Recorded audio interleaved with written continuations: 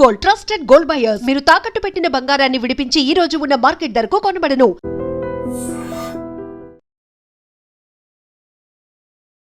నమస్కారం, welcome to I dream. ధర్మ మార్గం విత్ విజిత కార్యక్రమానికి స్వాగతం.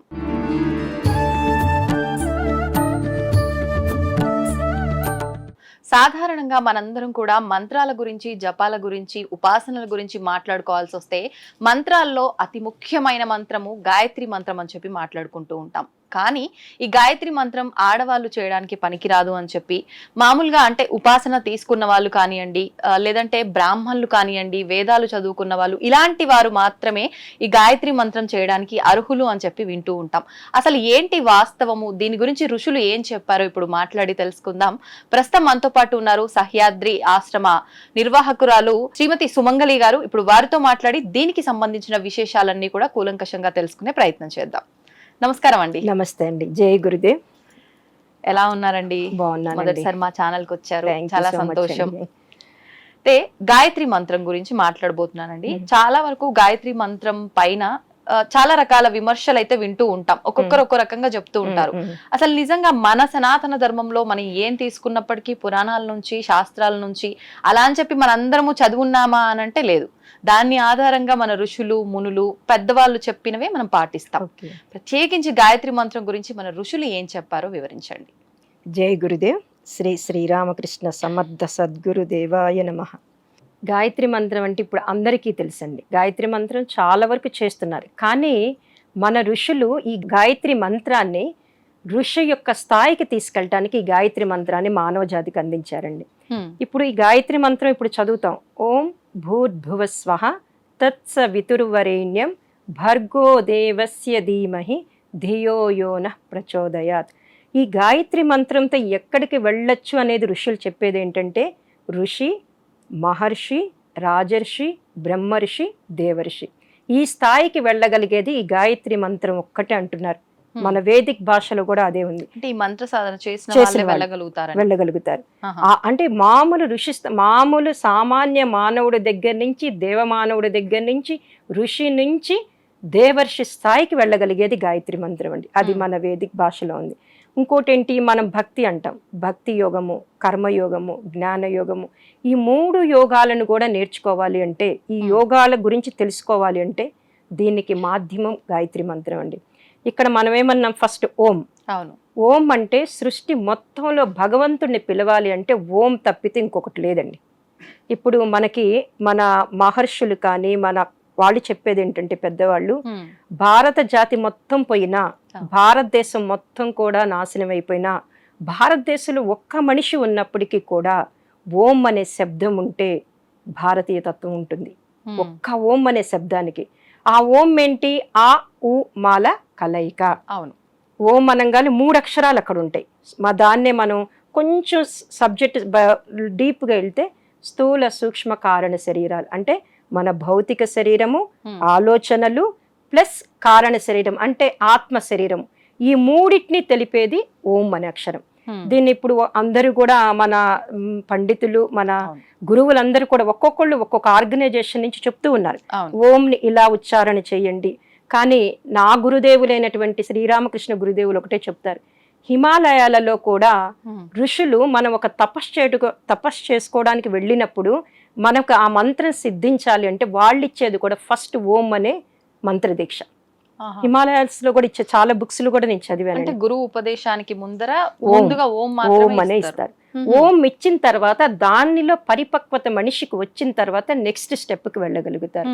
అందుకనే ఆవుమాలు అంటే ముందు మన భౌతిక జగత్తు అంటే ప్రతిరోజు జీవించే విధానంలో, తర్వాత మన ఆలోచనలో మార్పు రావాలి. మనం ఏంటి, ఆలోచించేది ఒకటి వస్తుంది, బయటికి చేసేది ఒకటి ఉంటుంది.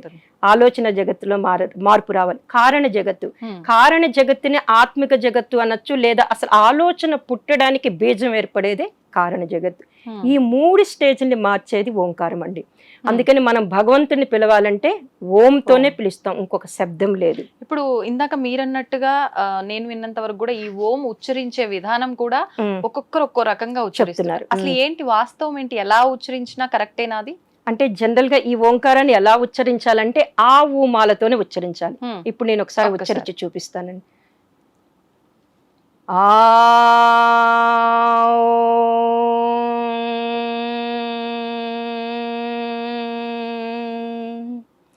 ఆ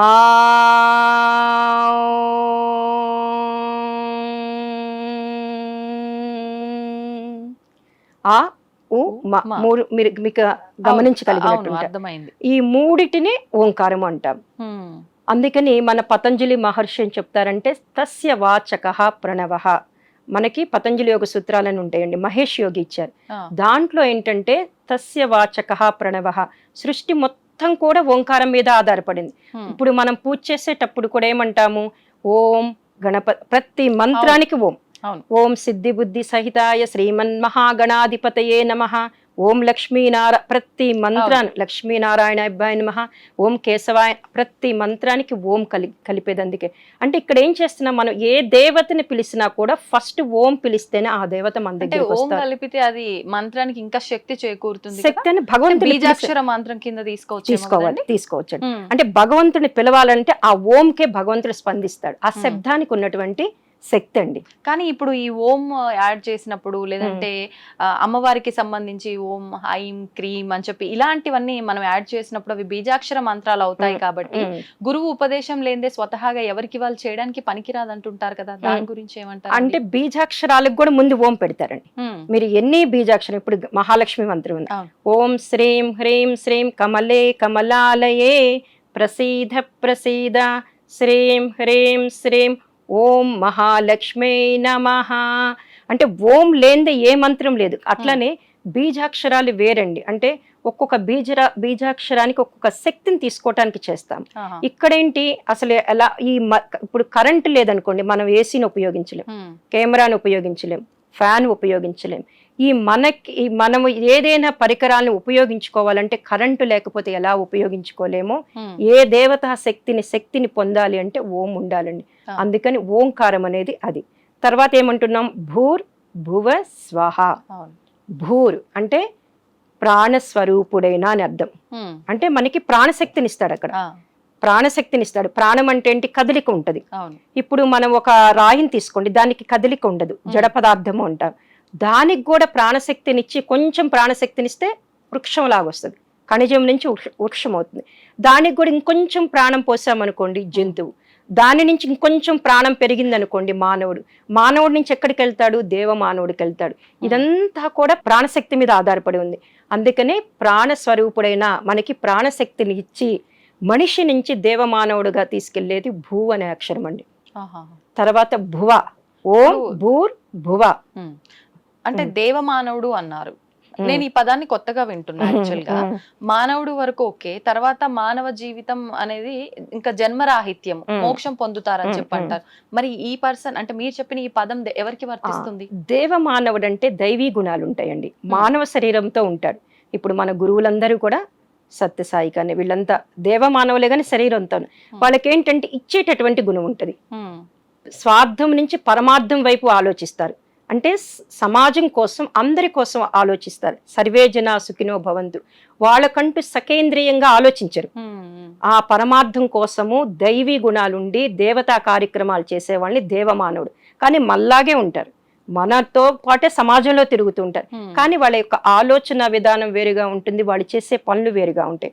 అందుకని వాళ్ళని దేవమానవులు అంటారు. ఇంకొకటి ఏంటంటే దేవమానవులకి వాళ్ళు ఎందుకు వచ్చాం భూమి మీదకి, వాళ్ళ కార్యం ఏంటి, తర్వాత ఎక్కడికి వెళ్తాం అనేది స్పష్టంగా తెలుసండి. కారణ జన్మ, ఒక్క మాటలో చెప్పాలంటే కారణ జన్ములు అనుకోవచ్చండి. వాళ్ళనే మనం దేవమానవులు, దైవీ లక్షణాలు ఉన్నాయి అంటాం, ఆ స్థాయికి వెళ్తాం. ఇక్కడ భూర్ అనే దానికి మనం ప్రాణస్వరూపుడైన, తర్వాత ఏమనుకుంటున్నాం, భువః అంటే దుఃఖనాశకుడైన, అంటే మన దుఃఖాలన్నిటినీ కూడా తీసేస్తాడు. ప్రాణశక్తినిస్తే మనకి ఇంకేంటి దుఃఖాలు ఉండవు, ఆరోగ్యంగా ఉంటాము, సుఖం ఉంటుంది, శాంతి ఉంటుంది. అన్నీ ఉన్నప్పుడు మనకి దుఃఖాలు ఉండవు. భూర్భువ స్వహ. స్వహ అంటే సుఖ స్వరూపుడైన, సుఖాలను ఇచ్చేటటువంటి వాడు. అంటే ఇవన్నీ ఎవరిస్తారండి, పరమాత్మే. ఈ ఓం ద్వారా ఇక్కడ మనం అడుగుతున్నాం ఈ మంత్రంలో, ఈ మంత్రంలో ఓం భూర్భువ స్వహ అంటే ప్రాణస్వరూపుడైన, దుఃఖనాశకుడైన, సుఖస్వరూపుడైన. ఈ ఓం భూర్భువ స్వహ అనేది వ్యాహృతి అంటారు. అంటే అండి వ్యాహృతి అంటే గాయత్రి మంత్రంలో 24 అక్షరాలు ఇక్కడి నుంచి స్టార్ట్ అవుతాయి. ఛందస్సు వ్యాహృతి అనేది తెలుగుకి సంబంధించిన వేది. ఛందస్సు వ్యాహృతి తెలుసు కదా, అలానే ఇది వ్యాహృతి అంటారు. ఇక్కడ తత్సవితుర్వరేణ్యం భర్గో దేవస్య ధీమహి ధియో యో నః ప్రచోదయాత్. ఎప్పుడైతే ఈ తత్స వితుర్వరేణ్యం నుంచి ప్రచోదయాత్ వరకు 23.5 అక్షరం ఉంటుంది జనరల్ గా. ఇది బాడీలో మన జీన్స్ ఎన్ని ఉంటాయి? 23.5. ఈ రెండు కూడా లింక్ అయి ఉంటాయండి. అది చాలా మందికి తెలియదు. సైంటిఫిక్ గా కూడా పిల్లలు లేనటువంటి వాళ్ళకి పిల్లలు పుట్టట్లేదు అంటే వాళ్ళని ప్రతిరోజు కూడా ఒక 10 అంటే 1000 సహస్ర గాయత్రి చేయిస్తే వాళ్ళల్లో ఆ గర్భసంచిలో కానీ వాటిలో ఆ హార్మోన్స్ ఏర్పడి ఆ జీన్స్ కూడా మళ్ళీ అవి యాక్టివేట్ అయ్యి వాళ్ళకి పిల్లలు అంటే జీన్స్ వల్లనే పిల్లలు పుట్టకపోవచ్చు. ఈ గాయత్రి మంత్రం జీన్స్ ని కూడా మార్చేస్తుంది. అందువల్ల ఆ 24 అక్షరాలని ఇప్పుడు మనం అందరం అనుకుంటున్నాము. ఆ 24 అక్షరాల వల్ల జీన్స్ యాక్టివేట్ అవుతాయి. అట్లనే ఈ స్వహ భూర్భువ స్వహ అని అనుకున్నాం. తత్స్ అంటే ఆ అంటే ఆ తత్స్ అనేది ఆ అంటాం. భగవంతుడు అనొచ్చు, ఆ పరమాత్మ అనొచ్చు. తత్స్ వితురువ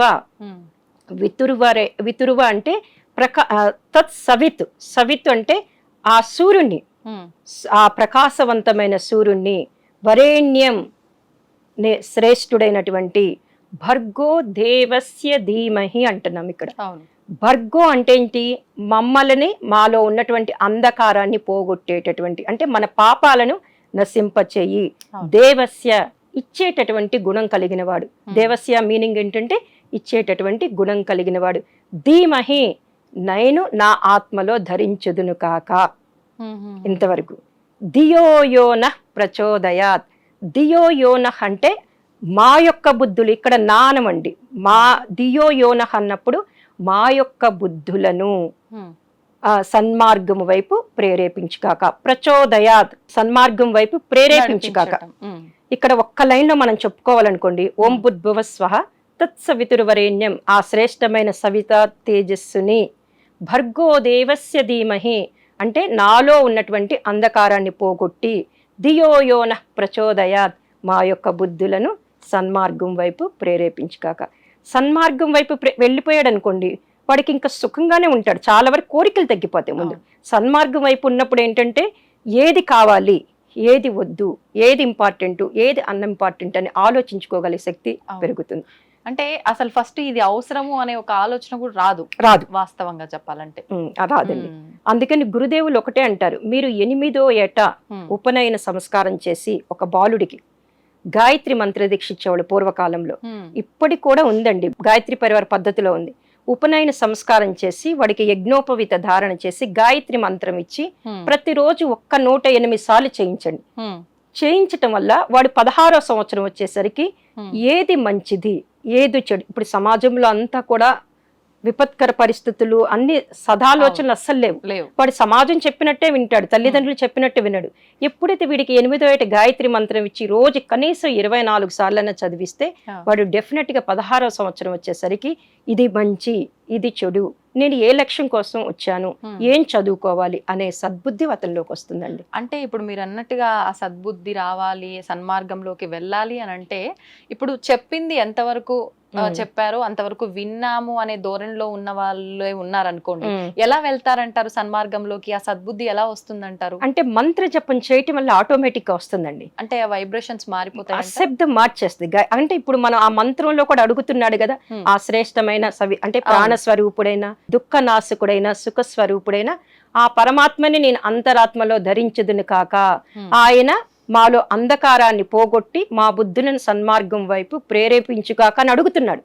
108 సార్లు అడిగినప్పుడు అది పనిచేస్తుంది కదండి. ఇప్పుడు ఆ మంత్ర జపంలో ఒక్కొక్క గాయత్రి మంత్ర జపం మాల పట్టుకొని చేస్తున్నప్పుడు వాడు ఆ మంత్రం చదువుతున్నప్పుడు కూడా ఎందుకు ఫలితాలు రావట్లేదు అని చాలా మంది 30 మాలలు 20 మాలలు చేస్తారండి.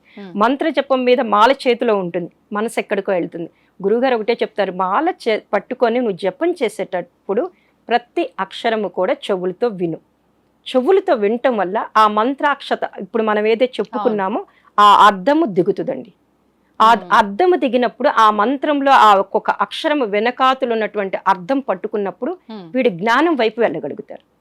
అలాంటి రిజల్ట్ ఇస్తుందండి. అట్లనే సన్మార్గం అనుకుంటున్నాం మనం. ఇప్పుడు చాలా మంది అంటారు గాయత్రి మంత్రం చేయంటే మాకెందుకు సద్బుద్ధి, మేము మంచిగానే ఉన్నాం కదా, బాగానే ఉన్నాం కదా, మాకు డబ్బులు ఉన్నాయి కదా, సన్మార్గం ఏంటి అంటారు. కానీ సన్మార్గం అనేది గురుదేవులు ఏం చెప్తారంటే, పరమ పూజ్య గురుదేవులు శ్రీరామ్ శర్మాచార్య గారు అనే ఆయన ఒక ఆయన ఉన్నారు. అందరికీ తెలుసు, ఇప్పుడు నార్త్ లో ఉంటారు, హరిద్వార్ శాంతికుంజ్ అనే పెద్ద సంస్థ. అసలు గాయత్రి మంత్రం ప్రతి ఒక్కరూ చెయ్యవచ్చు అనే అవకాశం ఇచ్చింది శ్రీరామ్ శర్మాచార్య గారండి. ఏంటంటే వారు అనేది మానవ శరీరం ఉండి శ్వాస పీల్చుకోగలిగితే వాడికి గాయత్రి మంత్రం చేసేటటువంటి అర్హత ఇచ్చేశారు. ఎందుకంటే ప్రస్తుత కాలంలో అది అవసరం. ఎందుకు, మనిషికి అన్నీ ఉంటున్నాయి, సద్బుద్ధి సన్మార్గం వైపు వెళ్తున్నా. సన్మార్గం అంటే గురువు గారు ఇచ్చేది ఏంటంటే, ఇప్పుడు సమాజంలో ఉన్న సన్మార్గం గురించి వాళ్ళు మాట్లాడట్లేదండి. ఇప్పుడు ప్రకృతి అంటే ఇప్పుడు ఏంటి, ఉప్పు ఉప్పుగానే ఉంటది, పంచదార లక్షణాలు అవి ప్రకృతి యొక్క లక్షణాలు. షుగర్ స్వీట్ గానే ఉంటది, అగ్ని అగ్నితత్వం కలిగి ఉంటది, వాయుతత్వం, ఇవన్నీ కూడా వాటి క్వాలిటీస్. అంటే సృష్టి ఆ లక్షణాలని దాని పదార్థానికి ఏ రకంగా ఇచ్చిందో ఆ రకంగా ఏమి మార్పు చెందదు. ఇప్పుడు నేను తప్పు చేస్తాను అనుకోండి, ఆ తప్పు ఈ రోజు కాకపోయినా రేపు అనుభవించాల్సిందే ఖచ్చితంగా. అది ప్రకృతి పనిష్మెంట్ ఇస్తుంది, దాన్ని ప్రకృతి అంటాం. ఆ ప్రకృతి ఒక విశేషమైన పరిణామ క్రమంలో సంతరిస్తూ ఉంటుంది. ప్రకృతి ఏంటి, వీడేం తప్పు చేశాడు, వాడేం చేశాడు, అట్లా ప్రకృతి ఏది ఏం చెయ్యాలో, ఎప్పుడు ఏం చెయ్యాలో, ఏ యుగంలో ఏం చెయ్యాలో ప్రకృతి ఒక విశేషమైనటువంటి పరిణామ క్రమంలో సంతరించినప్పుడు దాంట్లో మానవుడు కూడా ఒక భాగమే, మానవ జాతి మొత్తం కూడా ఆ భాగమే. ముందు మిగతా జీవుల కన్నా, అంటే మిగతా జీవులు అంటే వృక్షానికి ప్రాణం ఉంటుందండి, ఖనిజానికి రాయికి ప్రాణం ఉంటుంది, జంతువుకి ప్రాణం ఉంటుంది. కానీ వాటి యొక్క క్వాలిటీస్ ని వాటిని కరెక్ట్ గానే పెట్టుకుంటాయి. ఇప్పుడు చూడండి, కుక్కను చూస్తే విశ్వాసం, దాని విశ్వాసం దానికి ఉంటుంది, పిల్లి దానికి ఉండే క్వాలిటీ దానికి ఉంటుంది.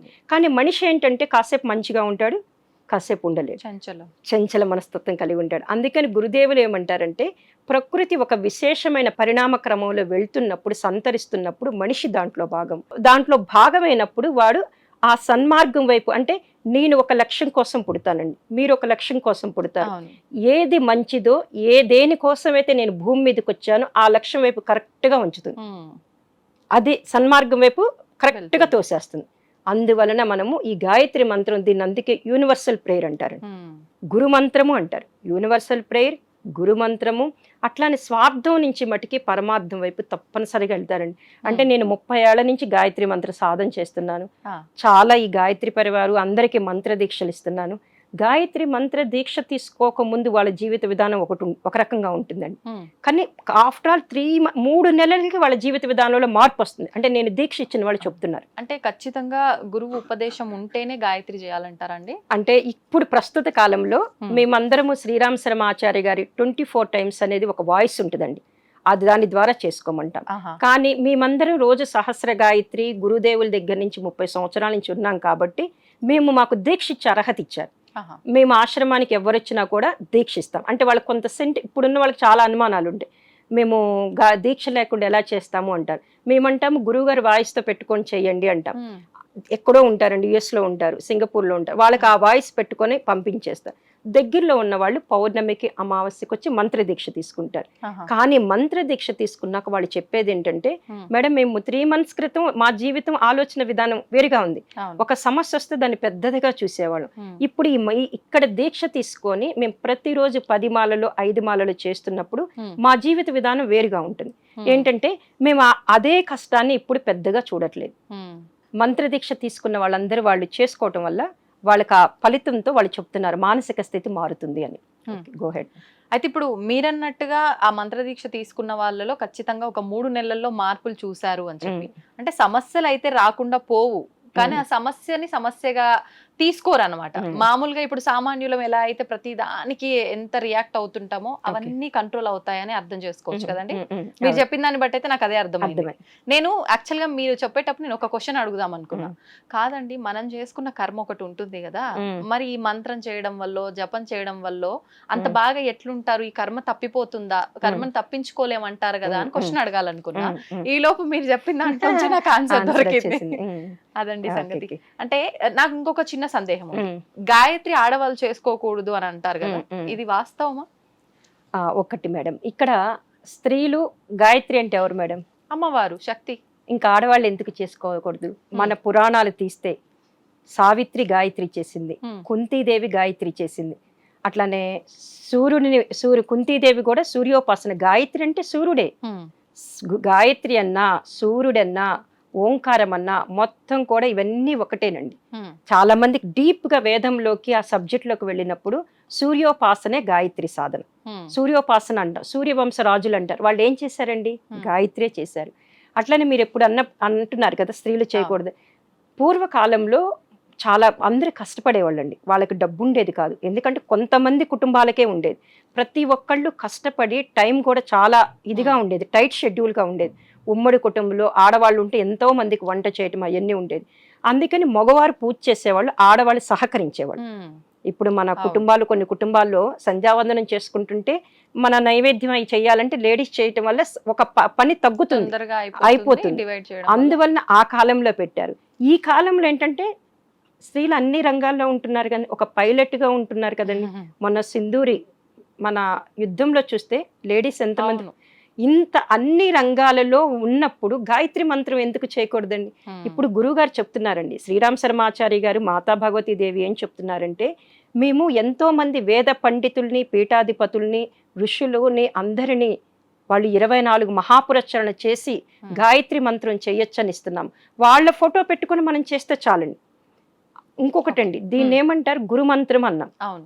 గురువు గారు ఏమంటారంటే, గురుమంత్రం అంటే మనం ఫస్ట్ మనకి ఏ గురువు లేడండి, ఉమ్, ఉమ్, గాయత్రి మంత్రం చేసుకుంటూ ఉంటాం. కొన్ని రోజులకు మన ఇంట్యూషన్ చెప్తుంది హా, మన గురువు ఎవరైనా బయటకు వస్తారు. అప్పటి వరకన్నా గాయత్రి మంత్రాన్ని మీరు చేసుకుంటూ ఉంటారు. అందుకే గురు మంత్రం అయింది. దీనికి ఏ గురువు అక్కర్లేదు. మామూలుగా జపం రోజుకి కనీసం 5 మాలలో 10 మాలలో చేసుకుంటూ వెళ్తే సహస్ర గాయత్రి అంటాం మనం.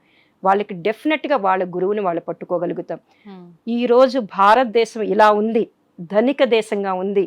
చుట్టూరు అన్ని కంట్రీస్, ప్రపంచ దేశాలు మొత్తం కూడా భారతదేశం వైపు చూస్తున్నాయండి. ఉమ్, దానికి కారణము దాని వెనకాతలు ఉన్నటువంటి గాయత్రి మంత్ర సాధన అండి. ఇది చాలా మంది పండితులకు తెలుసు. ఇప్పటికి ఇంకా గాయత్రి మంత్రం ఉండబట్టే మనం ఈ మాట, కరోనా దెబ్బకి మనం ఇంకా ఉన్నాము అంటే గాయత్రి మంత్ర సాధన వల్లేనండి. ఉమ్. అది. ఇప్పుడు గాయత్రి మంత్ర సాధనే కాదు, గాయత్రి యజ్ఞాలు కూడా చేస్తారని విన్నాను. ఉమ్, మీరు కూడా అందులో భాగంగానే ప్రతినిత్యం కూడా యజ్ఞాలు చేస్తున్నారు. అంటే ఒక్కొక్క రోజు ఒక్కొక్క ప్రాంతంలో అని చెప్పి. అవునవును. ఏంటి ఈ యజ్ఞం చేయడం వల్ల ఎటువంటి ఫలితం ఉంటుందంటారు? ఓకే అండి. ఈ సంవత్సరము నేను జనరల్గా ఆశ్రమం నుంచి బయటికి రాను, ఎక్కువగా ఆశ్రమంలోనే కార్యక్రమాలు ఉంటాయి నాకు.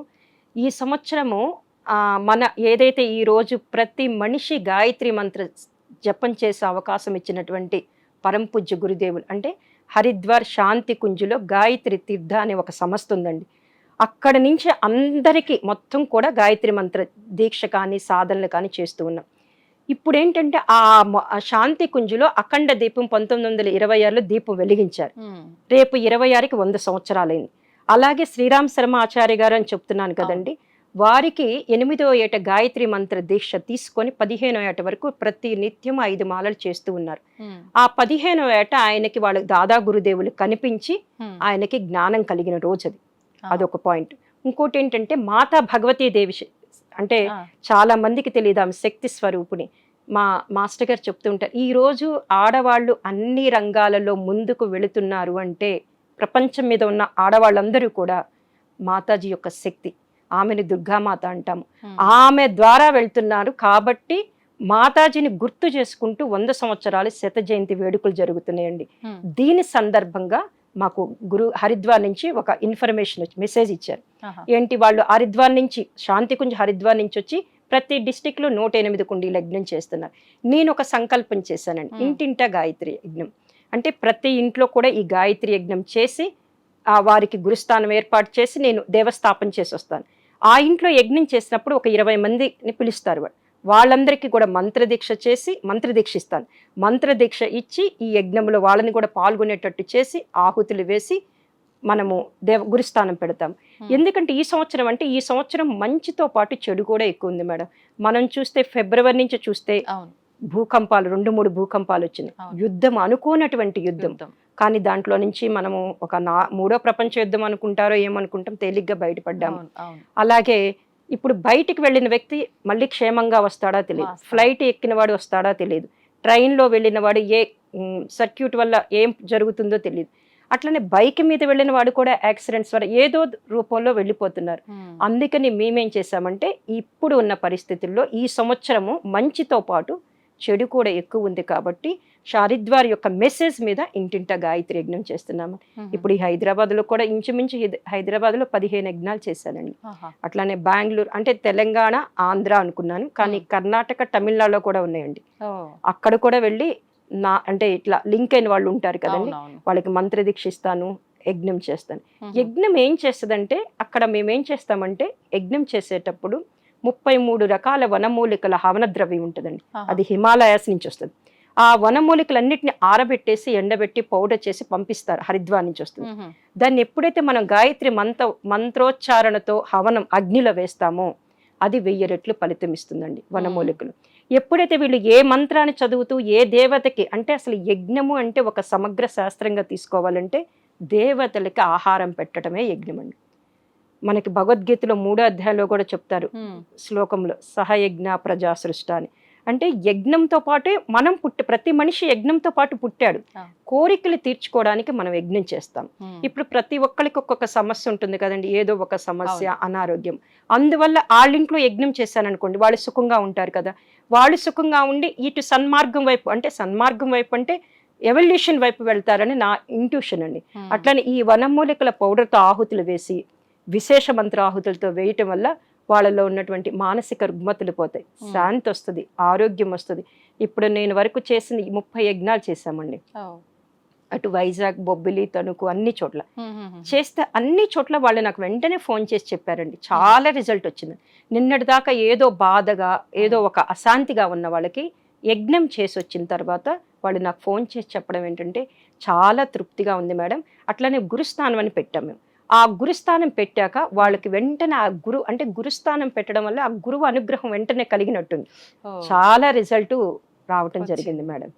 అందుకని ఈ సంవత్సరం మొత్తం ఇలా యజ్ఞాలు ఫిబ్రవరి వసంత పంచమి వరకు చేస్తాం మేడం. ఎవరు పిలిచినా వచ్చి కూడా ఈ యజ్ఞం చేస్తాం. వాళ్ళు సుఖంగా ఉండాలని. ఇంట్లో యజ్ఞం అంటే చాలా ప్రాసెస్ ఉంటుందని భయపడుతున్నారు. అంత ప్రాసెస్ కాదు. ఇది 1.5 గంటల సమయాన్ని వాళ్ళు మాకు కేటాయిస్తే రెగ్యులర్ గా ఉండే పూజా సామాగ్రితో, సమిదలు, హోమకుండితో, ఈ హవన ద్రవ్యంతో, ఆవు నెయ్యితో యజ్ఞం చేస్తాం మేడం. అంటే అవన్నీ మీరే అంటే వాళ్ళు అంటే హవన ద్రవ్యము, హోమకుండి, అంటే వేదికి సంబంధించిన కాష్టపాత్ర అవన్నీ మేము తీసుకెళ్తాం మేడం. మిగతా ఎండు కొబ్బరి, ఆవు నెయ్యి, పూలు, అక్షంతలు అవన్నీ ఇంట్లోనే ఉంటాయి కదా, అది వాళ్ళు ప్రొవైడ్ చేస్తారండి. మొత్తానికి మీరు వసంత పంచమి వరకు కార్యక్రమాలు 108 యజ్ఞాలు చేయాలని, 108 గృహాల్లో చేయాలని సంకల్పం అండి. ఆల్రెడీ 30 అయినాయి, తొందరలోనే అయిపోతాయి. ఎట్లాగో ఇప్పుడు మనకి శ్రావణ మాసము, ఈ మాసాలన్నీ కూడా దైవికమైన మాసాలు కాబట్టి అవుతాయండి. సంతోషం అండి. చాలా అంటే సందేహాలు ఉన్నాయి గాయత్రి మంత్రం గురించి. నిజంగా మంచి వివరణ ఇచ్చారు. ధన్యవాదాలండి.